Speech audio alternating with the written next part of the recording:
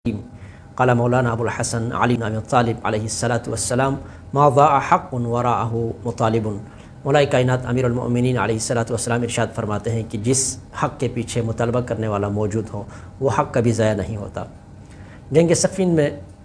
مولا متقیان امیر المؤمنین نے جب دیکھا کہ آپ کے بعض اصحاب، آپ کے بعض سپاہی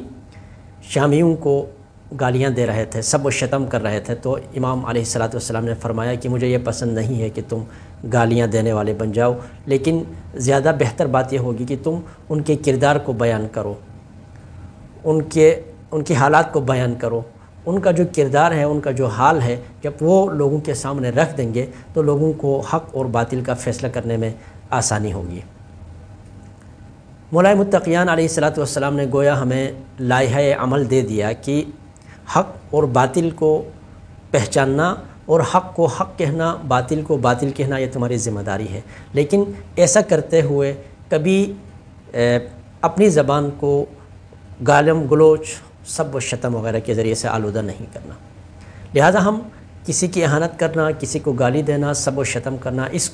اس لیے بھی اپنے اوپر ممنوع سمجھتے ہیں کہ مولا متقیان امیر المؤمنین علیہ الصلاۃ والسلام نے اسے منع فرمایا۔ پیغمبر اکرم صلی اللہ علیہ وآلہ وسلم نے خداوند متعال کے حکم پر اس سے ہمیں منع فرمایا۔ تو جس چیز کو خدا اور رسول اور ائمہ اطہار نے ہمارے لیے ممنوع قرار دیا ہو، ہم وہ کام نہیں کرتے، خواہ اس کے خلاف کہیں پر کوئی قانون سازی اور ہوئی ہو یا نہ ہوئی ہو، ہم وہ کام انجام نہیں دیتے۔ لیکن چونکہ ہمیں ہمارے ائمہ اطہار علیہ السلام نے، پیغمبر اکرم صلی اللہ علیہ وآلہ وسلم نے اور خدا کی کتاب میں کہیں پر بھی ایسا کوئی حکم نہیں ملتا جس میں ہم سے یہ کہا گیا ہو کہ تم حق اور باطل کو سمجھنے کی کوشش نہ کرو، یا حق اور باطل کو سمجھنے کے بعد حق کو حق، باطل کو باطل کہنے کی جرأت نہ کرو، اور حق اور باطل کو سمجھنے کے بعد تم اپنے لب سیلو اور باطل کو باطل نہ کہو۔ ایسا کہیں حکم چونکہ موجود نہیں ہے، اس لیے یہ ہماری تاریخ رہی ہے کہ ہم اہل بیت اطہار علیہ السلام کے ماننے والے تاریخ کے اندر موجود شخصیات کو وہی مقام، وہی مرتبہ دیتے ہیں جو تاریخ نے ہمیں ان کے بارے میں بتایا ہے۔ ہم کسی کے بارے میں، کسی کے کردار کے بارے میں سکوت کے قائل نہیں ہیں، ہم کسی کے کردار کے بارے میں لب بند رکھنے کے قائل نہیں ہیں۔ جو تاریخ نے کردار ہمیں سامنے لا کر دکھایا ہے، ہم اس کردار کو اسی طرح پیش کرنے میں اپنے آپ کو حق بجانب سمجھتے ہیں۔ اگر کسی کو ان کے اسلاف نے یہ کہا ہے کہ وہ باطل کو پہچاننے کے باوجود بھی اسے باطل نہ کہیں،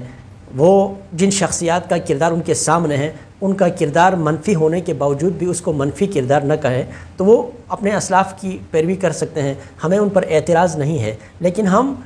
صرف اس لیے کہ کسی کو اچھا نہیں لگتا، صرف اس لیے کہ کسی کو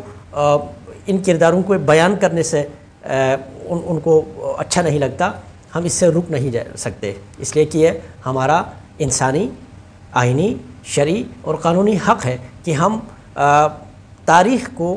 مسلمہ تاریخی اسناد سے لے کر اس کو بیان کریں، اس سے خود بھی عبرت لیں اور دیگر لوگوں کو بھی عبرت کے لیے وہ تاریخی واقعات بیان کریں، اور جن کرداروں کو تاریخ نے جیسا ہمارے سامنے پیش کیا ہے ان کرداروں کو اسی طریقے سے پیش کریں۔ یہ جو موجودہ بل ہے، اس بل میں در حقیقت یہ کوئی نیا بل نہیں ہے، یہ 1980 سے لے کر اب تک مختلف مراحل میں اس طرح کا بل آتا رہا ہے، اور اس کے اوپر وقتاً فوقتاً اسی طرح کے ابحاث، اسی طرح کے مناقشات ہوتے رہے ہیں۔ خصوصاً 1993 میں جنگ سے تعلق رکھنے والے ایک فتنہ گر مولوی نے ناموس صحابہ کے نام سے بل پیش کیا، جو کہ 1993 میں تو اس کے اوپر بحث چونکہ پارلیمنٹ کے تحلیل ہونے کی وجہ سے نہ ہو سکی، 1994 میں دوبارہ اسی مولوی نے وہ بل پیش کیا، تو اس وقت کے قانون سازوں نے اس بل کو اس لائق بھی نہیں سمجھا کہ اس کے اوپر کوئی بحث کی جائے، اسے کسی متعلقہ کمیٹی میں بھیجا جائے، اس کو وہیں پر ہی ردی کی ٹوکری میں پھینک دیا گیا۔ اب وہ وہی بل جو 1994 میں اس قابل بھی نہیں سمجھا گیا تھا کہ اس کے اوپر بحث کی جائے، آج پاکستان کے پارلیمنٹیرینز نے، بلکہ یوں کہیں کہ بعض پارلیمنٹیرینز نے 28-29 کی تعداد میں جو وہاں موجود تھے، انہوں نے اس کو دیکھے بغیر، اس کو پڑھے بغیر پاس کر لیا، اور پارلیمنٹ سے پاس ہونے کے بعد جو ایوان بالا ہے سینٹ، اس سے یہ توقع تھی کہ وہ اس بل کو کم از کم پڑھنے کے بعد کوئی بحث اس کے اوپر کوئی بحث و تمحیص کرنے کے بعد اس بل کو پاس یا ریجیکٹ کرے، لیکن سینٹ نے بھی انتہائی عجلت میں انتہائی غیر ذمہ داری کا مظاہرہ کرتے ہوئے اس بل کو پاس کر دیا۔ جب یہ بل دونوں ایوانوں سے پاس ہوا تو شیعیان حیدر کرار کے پاس اب اس بل کے خلاف احتجاج کرنے کے علاوہ کوئی چارہ نہیں تھا، لیکن سوال یہ ہے کہ ہم اس بل کی مخالفت کیوں کر رہے ہیں؟ جیسے میں نے عرض کیا کہ نہ یہ بل نیا ہے نہ ہماری مخالفت نئی ہے، یہ بل جب سے پیش ہوا ہے اس وقت سے لے کر آج تک ہم اس بل کی مسلسل مخالفت کرتے رہے۔ وجہ یہ ہے کہ جس توہین کو یا جن اصحاب کو یا جن اور اصطلاحات کو سامنے رکھ کر یہ بل پیش کیا جا رہے ہیں، دراصل اس بل کا مقصد وہ نہیں ہے۔ پہلی بات یہ ہے۔ دوسری بات یہ ہے کہ یہ بل بذات خود مسلمانوں کے درمیان انتشار اور جو بھائی چارگی کی فضا قائم ہے اس فضا کو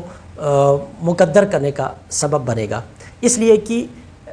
اس بل کے اندر اس کے دعویٰ کے مطابق